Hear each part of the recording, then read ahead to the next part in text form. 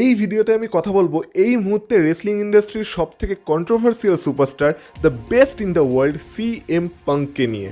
আর কী এমন ঘটনা ঘটলো যার কারণে AEW মানে অল এলিট রেসলিং বাধ্য হলো CM পাঙ্ককে তাদের কোম্পানি থেকে বের করে দিতে। আর ভবিষ্যতে কি এমন কোনো সম্ভাবনা আছে যে CM পাঙ্ক আবার WWE জয়েন করতে পারে?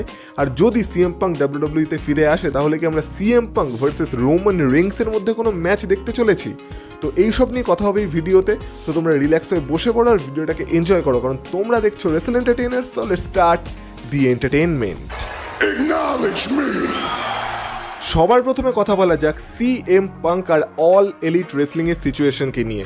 তো CM পাঙ্ক আর AEWর মধ্যে সমস্যা গত বছর থেকেই ছিল, যখন গত বছরের অল আউট পেপার ভিউর পর একটা মিডিয়া স্ক্র্যাম হয়েছিল আর সেইখানে CM পাঙ্ক কিছু কন্ট্রোভার্সিয়াল কমেন্ট করে দিয়েছিল।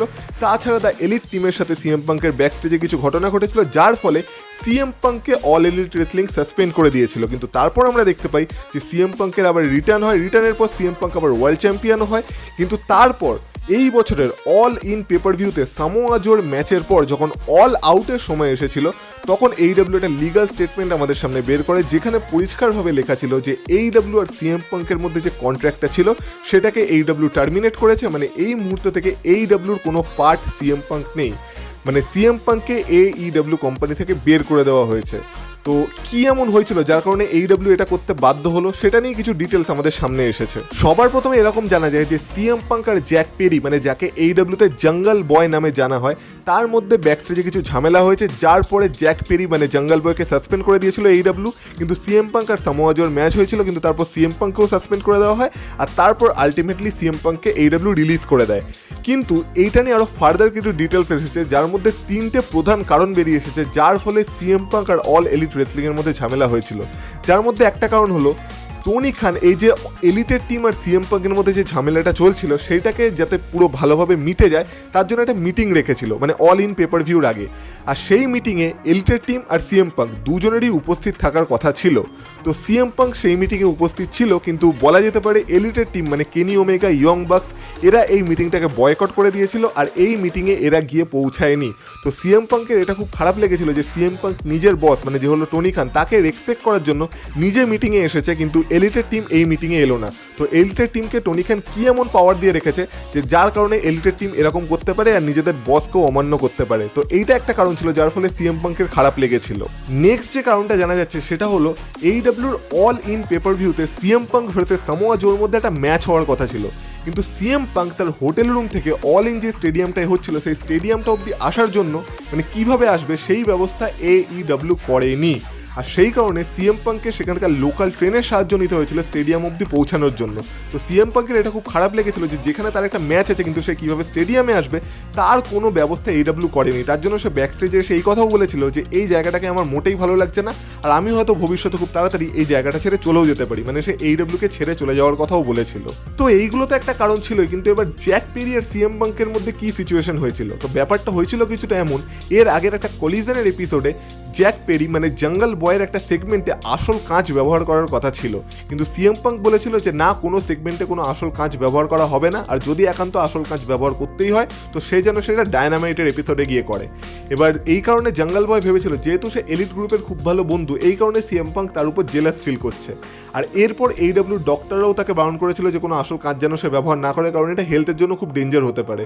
তো সেই কারণে জ্যাক পেরি বা জঙ্গল বয় আলটিমেটলি তার সেই সেগমেন্টে আসল কাঁচ ব্যবহার করতে পারেনি। আর সেই কারণে তার মনে হয়েছিল যে CM পাঙ্কের মধ্যে কী এমন পাওয়ার আছে যার ফলে কিনা সে এইসব ডিসিশন নিতে পারে।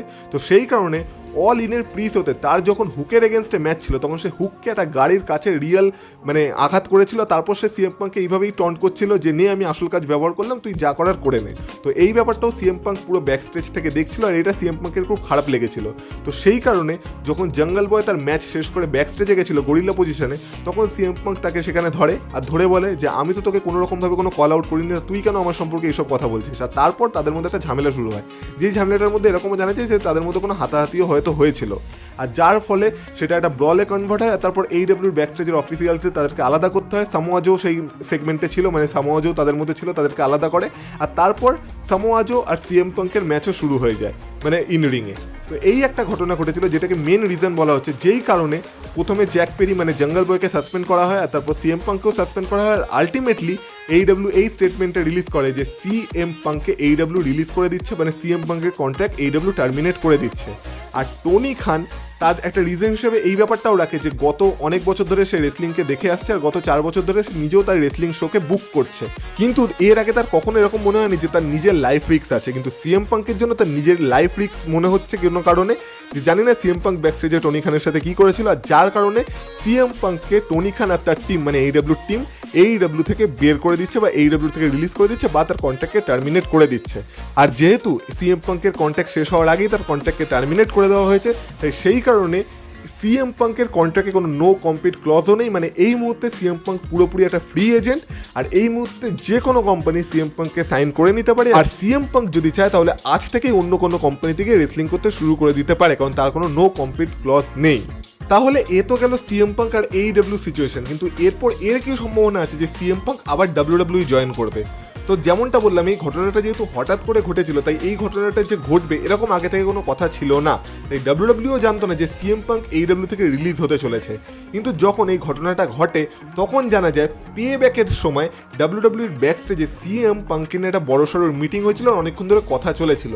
আর সেইখানে কি বলা হয়েছে সেটা তো অফিসিয়ালি জানা যায়নি, কিন্তু এরকম মনে করা হচ্ছে সেখানে হয়তো সিএম পাঙ্কের রিটার্নকে নিয়ে হয়তো কথা বলা হয়েছে। এবার এই নিয়ে একটা নতুন আপডেটও আসছে, যেটা সত্যি কি মিথ্যে সেটা আমি জানি না, কিন্তু এরকম জানা যাচ্ছে যে এই বছরের যে রয়্যাল রাম্বল ম্যাচটা হয়েছিল সেই রয়্যাল রাম্বলে সিএম পাঙ্কের রিটার্ন করার কথা ছিল। আর এরকম কথা ছিল যে সিএম পাঙ্কে সেই ম্যাচে যে এলিমিনেট করবে তার সাথে সিএম পাঙ্ক এই বছরের রাসেলমেনিয়াতে ম্যাচ লড়বে। আর এরকম জানা যাচ্ছে সেই সুপারস্টার আর কেউ না, সেই সুপারস্টার হয়তো কেভিন ওয়েন্স হতো, আর এই বছরের রাসেলমেনিয়াতে আমরা হয়তো কেভিন ওয়েন্স ভার্সেস সিএম পাঙ্কের কোনো একটা ম্যাচ দেখতে পেতাম।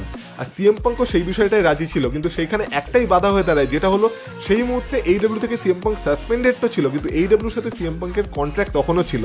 আর সেই কারণে সিএম পাঙ্ক WWE তে আলটিমেটলি রিটার্ন করতে পারেনি। কিন্তু হ্যাঁ, সিএম পাঙ্কের হয়তো ইচ্ছা ছিল যে সে WWE তে রিটার্ন করবে।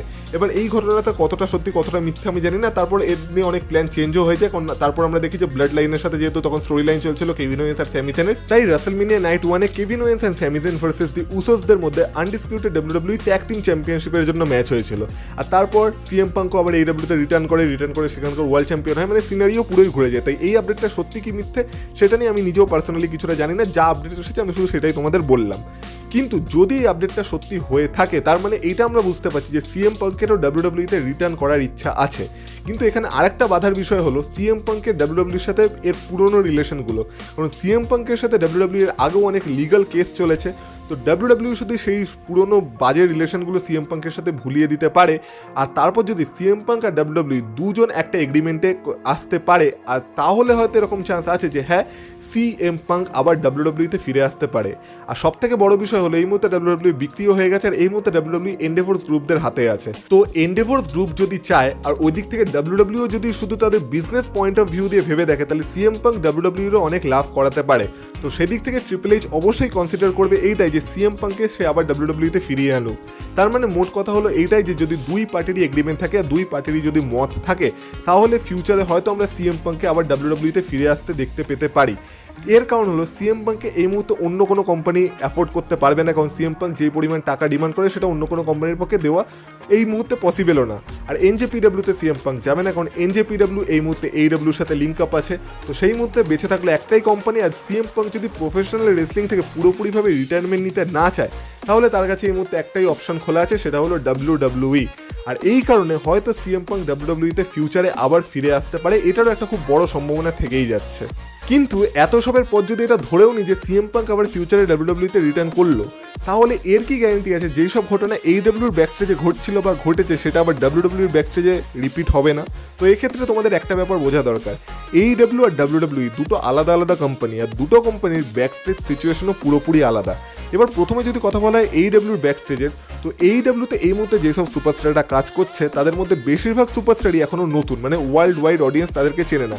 হাতে গোনা কয়েকজন আছে, যেমন Jon Moxley, Chris Jericho, Sting, CM Punk, এদেরকেই পুরো ওয়ার্ল্ড ওয়াইড অডিয়েন্স চিনতো, কারণ এরা ডাব্লিউডাব্লিউ থেকে অলরেডি পপুলার হয়ে এইডাব্লিউতে গেছিলো, কিন্তু বাকিরা এখনও স্ট্রাগল করছে নিজেদের কেরিয়ারে এখনও ওই লেভেলের পরিচিতিটা লাভ করার জন্য। আর সেই কারণে যখন সিএম পাঙ্ক এইডাব্লিউর ব্যাক স্টেজে থাকতো তখন সিএম পাঙ্কের মধ্যে একটা সুপিরিয়রিটি ফ্যাক্টর কাজ করতো, যে সিএম পাঙ্ক এটাই ভাবতো যে আমি তো এদের থেকে বড়, আমি কেন এদের কথা শুনবো। সিএম পাঙ্ক নিজের একটা দাদাগিরি দেখানোর চেষ্টা করতো, আর সেই কারণে অনেক সুপারস্টারের সিএম পাঙ্কের সাথে বনিবানা হতো না, যে কারণে এইসব ঝামেলাগুলো লেগে যেত, বিশেষ করে এলিট গ্রুপের সাথে। কিন্তু সেখানে যদি আমরা ডাব্লিউডাব্লিউর ব্যাক স্টেজের কথা ভাবি, তো ডাব্লিউডাব্লিউর ব্যাক স্টেজের লকার রুম লিডারই হচ্ছে রোমান রেইন্স। আর তাছাড়া ডাব্লিউডাব্লিউতে যেসব সুপারস্টাররা কাজ করে তাদের মধ্যে মেন একটা পজিটিভ ব্যাপার হলো এইটাই, যে সেটা হলো ডাব্লিউডাব্লিউর ব্যাক স্টেজ।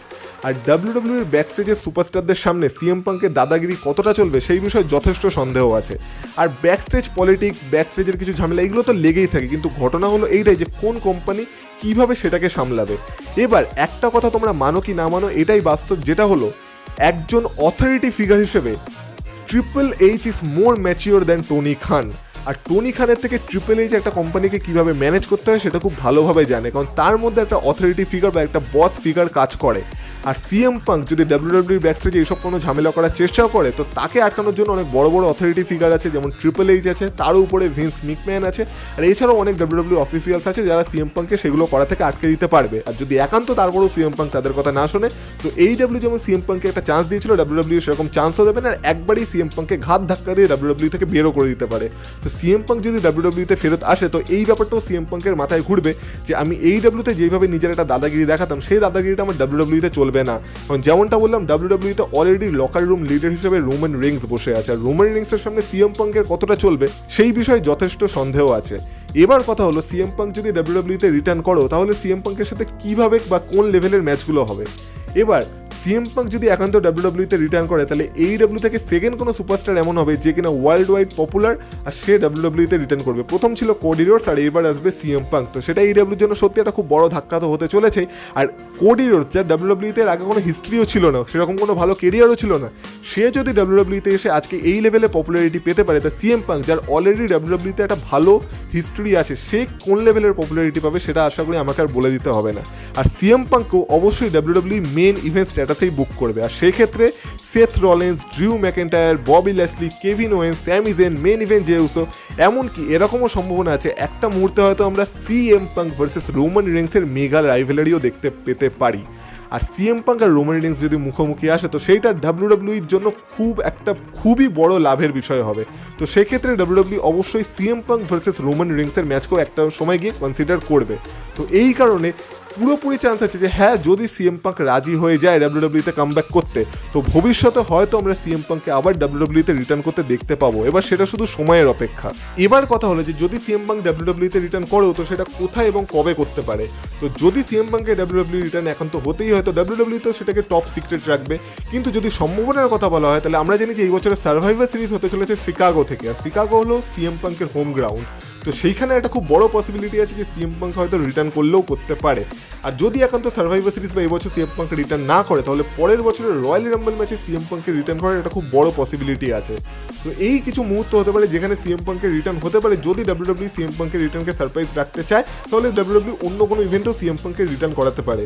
এবার শিকাগোর কথা থেকে মনে পড়লো, এইডাব্লিউ যে অল আউট ইভেন্টটা হয়েছিল, মানে অল আউট শোটা হয়েছিল, সেটাও ছিল শিকাগো থেকে। আর এরকম জানা যাচ্ছে সেইখানে যারা যারা সিএম পাঙ্কের মার্চেন্ডাইজ পরে এসেছিল বা সিএম পাঙ্কের সাইন নিয়ে এসেছিল, সিকিউরিটি গার্ডরা তাদের থেকে সাইনগুলো কেড়ে নিচ্ছিল, আর যারা যারা সিএম পাঙ্কের মার্চেন্ডাইজ পরে এসেছিল তাদেরকে বলা ছিল যে তারা যেন টি শার্টটা উল্টো করে পরে নেয়, কারণ সিএম পাঙ্ক রিলেটেড কোনো কিছু এইডাব্লিউ তাদের টেলিভিশনে দেখাতে চায়নি। তো এইডাব্লিউর সাথে সিএম পাঙ্কের সিচুয়েশন সত্যি এখন অনেকটাই বিগড়ে গেছে। তো এই ছিল এইডাব্লিউর সাথে সিএম পাঙ্কের সমস্ত ঝামেলা। তো আশা করি তোমরা বুঝতে পেরেছো যে সিএম পাঙ্ককে কেন এইডাব্লিউ থেকে বের করে দেওয়া হলো, আর ভবিষ্যতে কি এমন পসিবিলিটি আছে যে সে আবার ডাব্লিউডাব্লিউতে রিটার্ন করতে পারে। তো যদি ভিডিওটা তোমাদের ভালো লেগে থাকে, ভিডিওটাতে একটা লাইক করে দিও। আর এই চ্যানেলে যদি এখনো নতুন হয়ে থাকো, তো প্লিজ চ্যানেলকে সাবস্ক্রাইব করে দিয়ে যাও। আর কমেন্ট করে অবশ্যই জানাতে ভুলো না যে তোমাদের মধ্যে কারা কারা সিএম পাঙ্ককে আবার ডাব্লিউডাব্লিউতে দেখতে চাও। আর বাকি তোমরা যদি আমাকে ইনস্টাগ্রামে ফলো করতে চাও, তাহলে লিঙ্ক পেয়ে যাবে তোমরা এই ভিডিও ডেসক্রিপশন বক্সে। তো সেখান থেকে গিয়ে তোমরা আমাকে ফলো করে আসতে পারো। তাহলে তোমাদের সাথে কথা হবে আবার পরের ভিডিওতে। ততক্ষণ তোমরা ভালো থেকো, টাটা।